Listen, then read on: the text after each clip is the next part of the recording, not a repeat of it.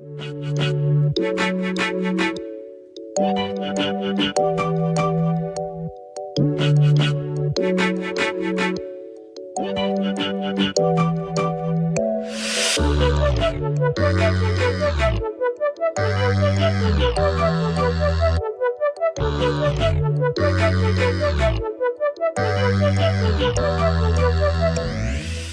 welcome to Technology Tap. I'm Professor Jrod. In this episode, we're going to discuss the new Security Plus exam. That's right, you heard me. The new Security Plus exam. Let's get into it.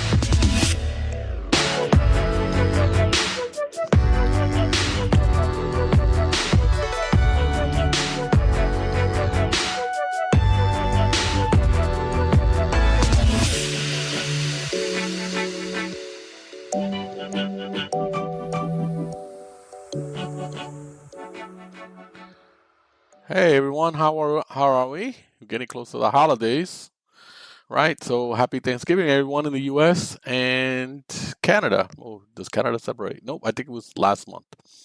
Anyway, welcome to Technology Tap. I'm Professor Jrod. For those of you who don't know me, I am a college professor in the New York area, and I do these podcasts. I try to do 2 a month, and it's all based, most of it is based on CompTIA and technology at large. And it's Professor Jrod, Jrod, like the baseball player A-Rod, except it's a J instead. All right, welcome. And on this week's edition, we're going to talk about the new Security Plus. Can you imagine that, right? I think I did a recording on when it went from 5 to 6, and now it is going to 6, from 601 to 701. Now, those of you who are probably studying for the 601, you're probably in panic mode saying, oh my God, I missed my window. Fear not. CompTIA does let you give out both tests parallel.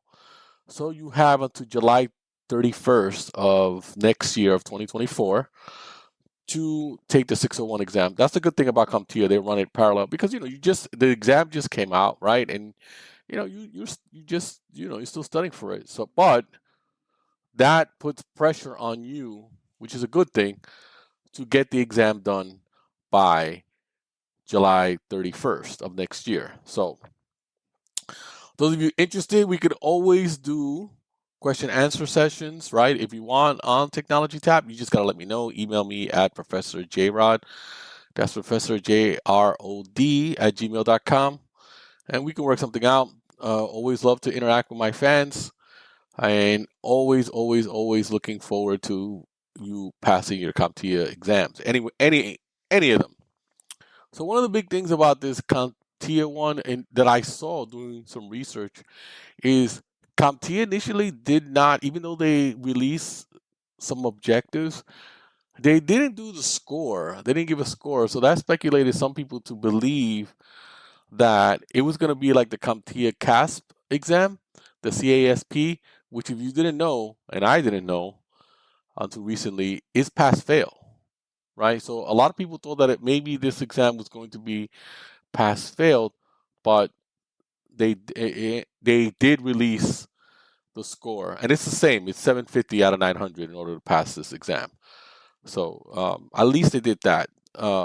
They didn't change that, but they do say that they have done a significant amount of change in this new one. They're saying that the number of exam domains has come down.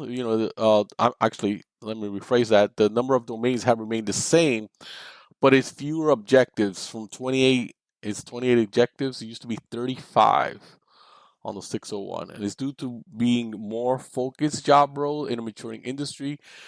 Several of the exam domains and exam objectives were reordered and renamed to address instructional design improvements.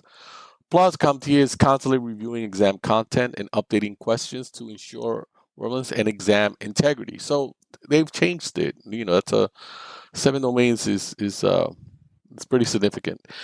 And about 20% of the exam objectives were updated to include current trends, the latest trends in threats, attacks, vulnerabilities, automation, zero trust, which is fairly new, risk, and Internet of Things, OT, and cloud environments are emphasized.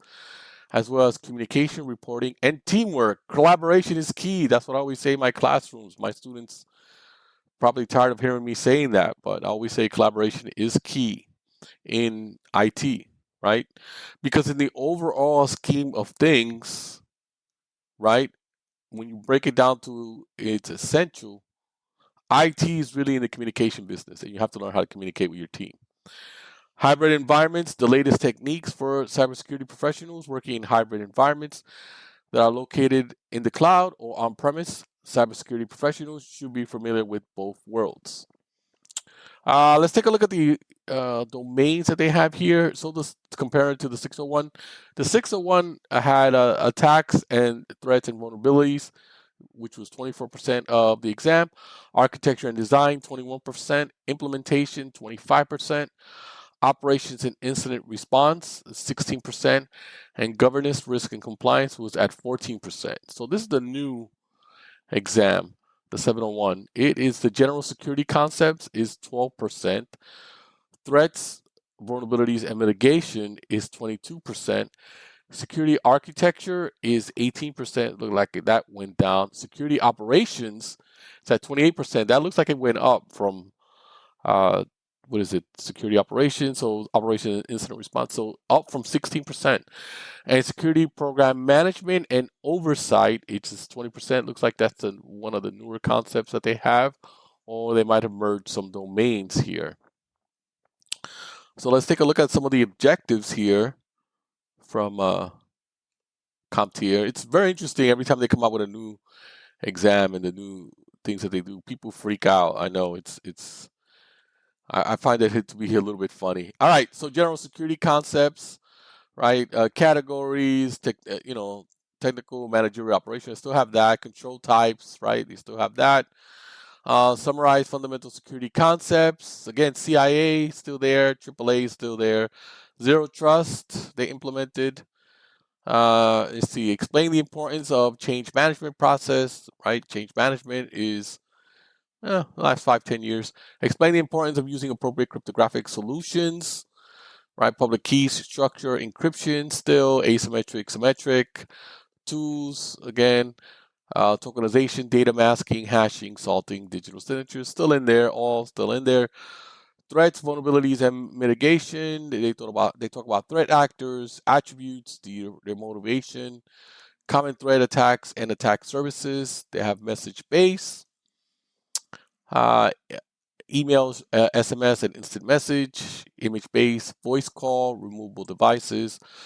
Talk about unsecured network, both wired and wireless and Bluetooth, open service fault, supply chain. They talk about, again, my best topic, social engineering, phishing, vishing, smishing, misinformation, impersonation, business, email, compromise, pretext, watering hole, typo squatting. I actually heard of a new, it said phishing, vishing, smishing. Smishing is fairly new, and there was another one. I forgot if I remember. I'll post it, but I know there's another one. It's a newer one nowadays. Explain various type of vulnerabilities. To talk about buffer overflow, race conditions, operating system based, web based, hardware based, virtualization. Again, supply chain, mobile devices like side loading and jailbreaking. They talk about giving a scenario, analyze indicators of malicious activity, malwares, physical attacks, network attacks, application attacks, cryptographic attacks, password spraying attacks. That's a new one. Indicators, account lockout, block content, impossible travel. That sounds like it's new. So a lot of new stuff here from the other as compared to the other exam. Like you may know it, but they're just putting it on the exam now. Explain the purpose of mitigation techniques used to secure the enterprise. Again, least privilege is still there. Application allowed list, isolation patching, segmentation, decommissioning. That's new, right? What are you going to do with the products that you already have been using and you kind of want to get rid of them because they're old, right? Number 3, security architecture. Compare and contrast security implications of different architect models. They have architecture and infrastructure concept, cloud, serverless, right? They have cloud, responsible matrix, hybrid consideration, third party, infrastructure as a code, serverless, microservers, network infrastructure, on-premise, centralized versus decentralized, containerization, virtualization, Internet of Things, embedded system, real-time operating system. Considerations: availability, cost, responsiveness, patch available, inability to patch, power and compute. All right, next one. Given a scenario, apply security principles to secure enterprise infrastructures. They talk about infrastructure considerations, device placement, security zones, attack surface, failure mods, network compliance, IPS, IDS still in there, secure communication access, VPN, remote access tunneling, right, still in there. Compare and contrast concepts to strategies to protect data, data types, regulated trade secrets, intellectual properties, data classification they still have, general data considerations, right, data at rest, in transit and use, methods to secure data, geographic restrictions, encryption, hashing, all that's still there. Let's see, explain the importance of resiliency and recovery and security architecture, high availability, platform diversity, right? Don't use the same company for everything. Multi-cloud system, right? Testing, tabletop exercise, failover simulations, parallel process, right? Still there. If you've taken, power, generators, UPS, a lot of, again, listen, let me pause this while we'll go over two more. One of the things I like to say is with Security Plus, and I might get people who say, "Hey, Professor, you're out of your mind," but I think in a lot of cases the Security Plus is a little bit easier than Network Plus. Now, tell me if you're wrong. I've had both, and I found the Security Plus, even though the topic is harder, I think the exam is easier because it's more of knowing what they're asking, right? So it's if you study terms and definitions and what they do, you should be able to pass this exam. Where Network Plus, it's because of I guess subnetting and binary that's in there, and IP addressing, it's a little bit. I find it's a little bit more difficult. Though subnetting was really difficult for me in the beginning, it's now of course easy because I've been teaching this for years, and the method that I learned subnetting is fabulous.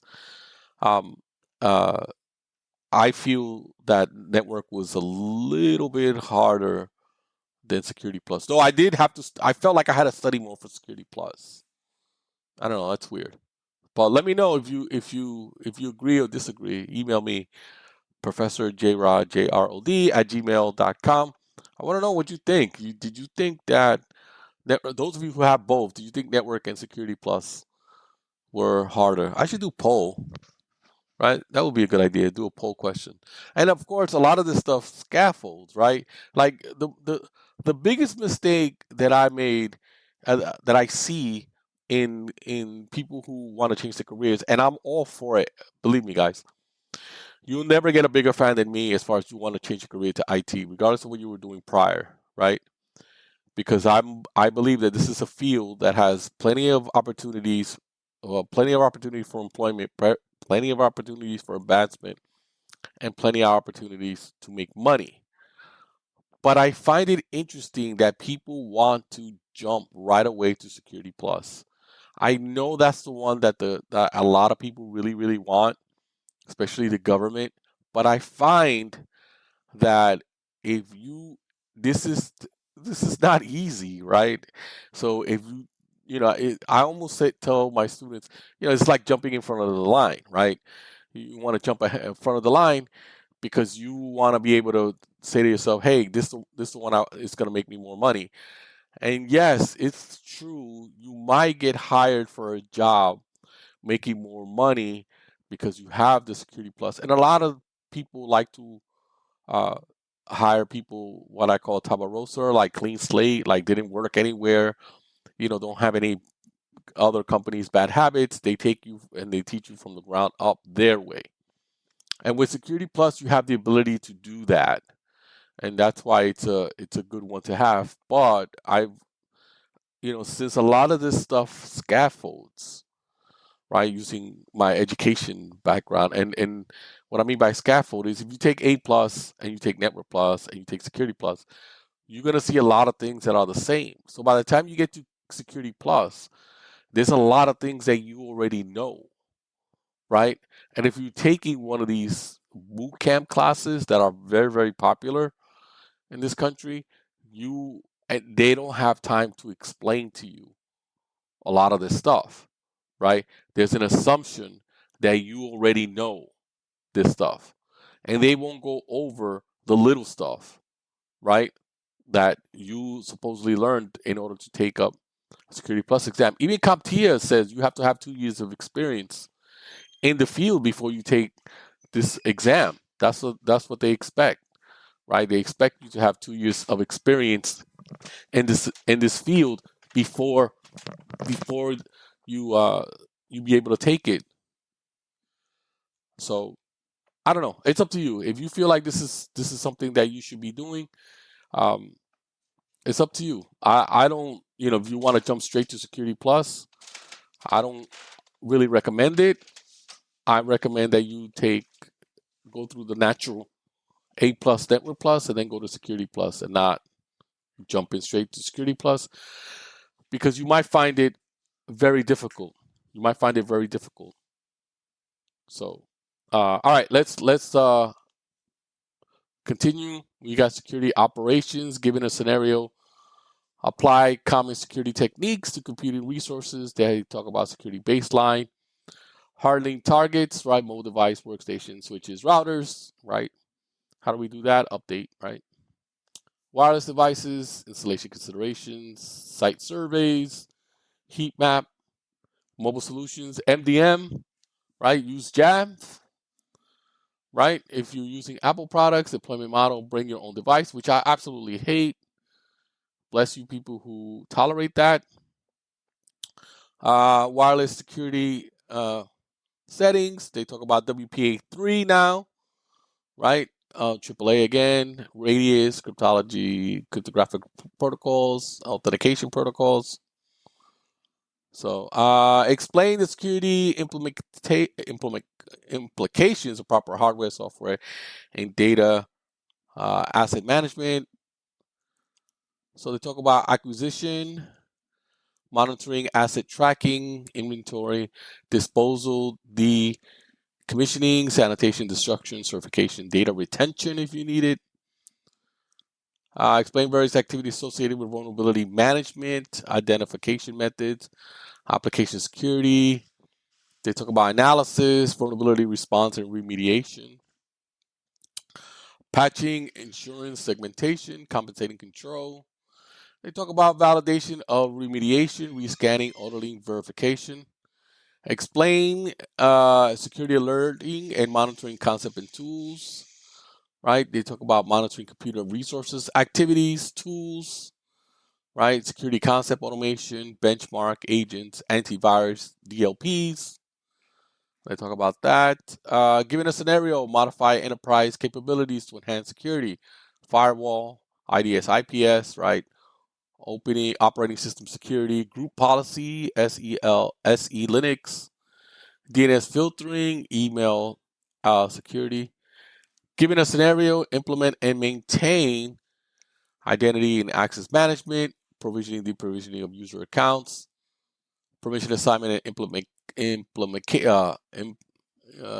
permission assignments and implications, identity proofing, single sign-on, which is very popular now, access control, multi-factor authentication, very popular now, and especially with your phone. You can't be without your phone nowadays. Explain the importance of automation and orchestration related to security operations. That's a new domain. Use case of automation and scripting, the benefits and other considerations. Explain appropriate incident response activities, your processes, training, testing, root cause analysis, digital forensics. Given a scenario, use data sources to support an investigation, log data, firewalls, logs, your logs, right? Data sources, vulnerability scans, automation, reports, etc. Security program and oversights is the last domain. Summarize elements of effective security governance, your guidelines, your policies, your standards with password access control, your procedures of change management, onboarding and offboarding, playbooks, that's new, external considerations, regulatory, legal, industry, local, regional, national, global, that's new, roles and responsibilities for system and data. Explain, and that I think that's expanded. They had it on the last exam a little bit, but I think that may have expanded.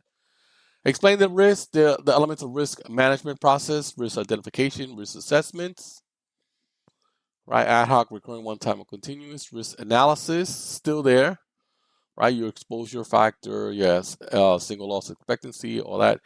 Risk registers, risk tolerance, risk appetite, still there. That hasn't changed, right? Business impact analysis, your recovery time objective, your recovery point objective, still in there. Mean time to repair hasn't changed. Explain the process associated with third-party risk assessment and management, vendor assessment, vendor selection, due diligence, conflict of interest. That's new, right? Agreement types, that has stays the same.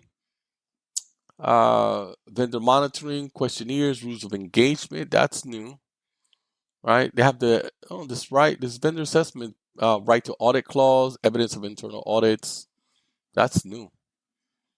Good stuff here. Summarize elements of effective security compliance, your compliance reporting, consequences of non-compliance, compliance monitoring, privacy. Some of this stuff is new, guys. Look at that. Next, 5.5, explain the types and purpose of audits and assessments, internal, external, penetration testing. That's still in there, right? Given in a scenario, implement security practice, your phishing, behavior recognition, risky, unexpected, unintentional, user guidelines, and training. And under that, you have policy handbook, situational awareness, insider threat, password management, removable media and cables, social engineering, reporting and monitoring, initial and recurring, development and execution. So it looks like, and all this I got from the CompTIA objectives. It's a PDF that they give you that you can get. You can find this online.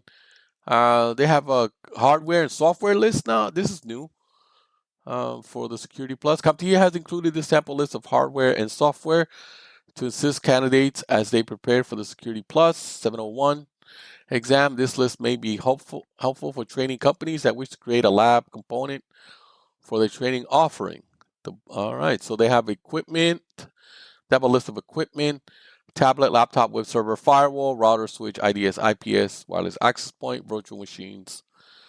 Wow. Spare hardware, NIC, power supplies, managed switch, tools, Wi-Fi analyzer, network mapper, NetFlow analyzer, software, Windows, Linux, Kali Linux, packet capture software, pen testing software, and others. They have a lot more than that I just mentioned. Keyloggers, DHCP service, DNS service, sample code, and then others, access to cloud environment, sample network documentation and diagram, and sample logs that you can use for your, to practice. This is a good idea.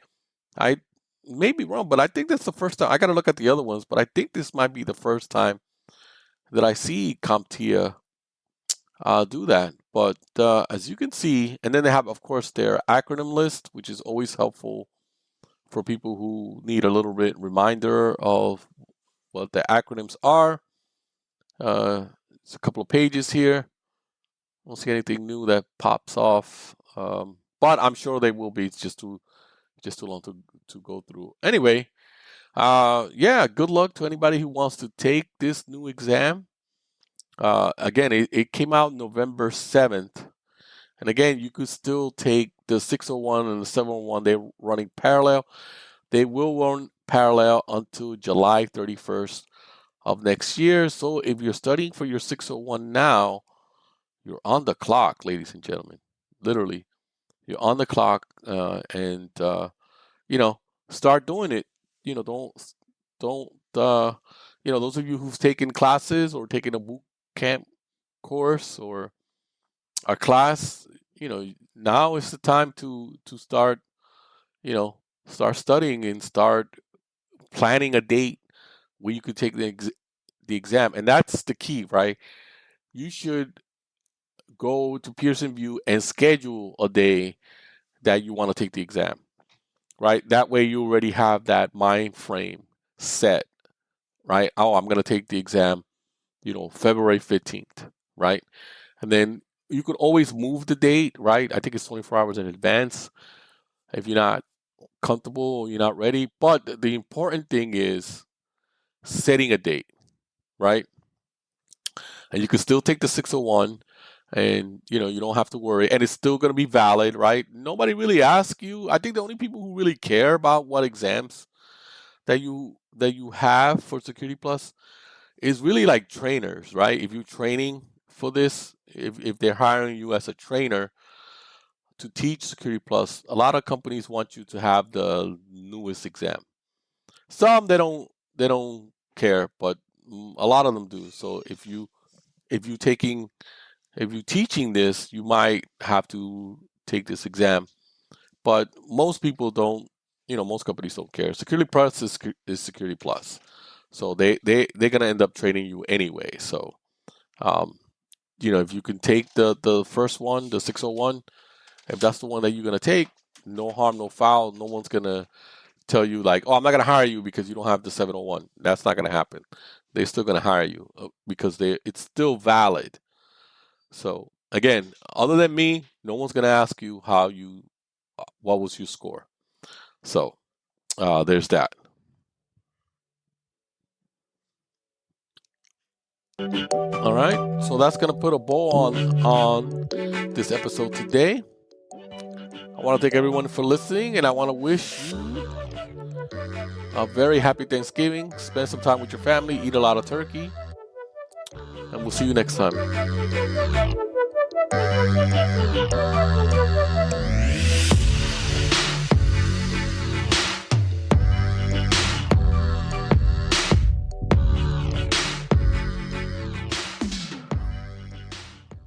This has been Little Cha-Cha Productions.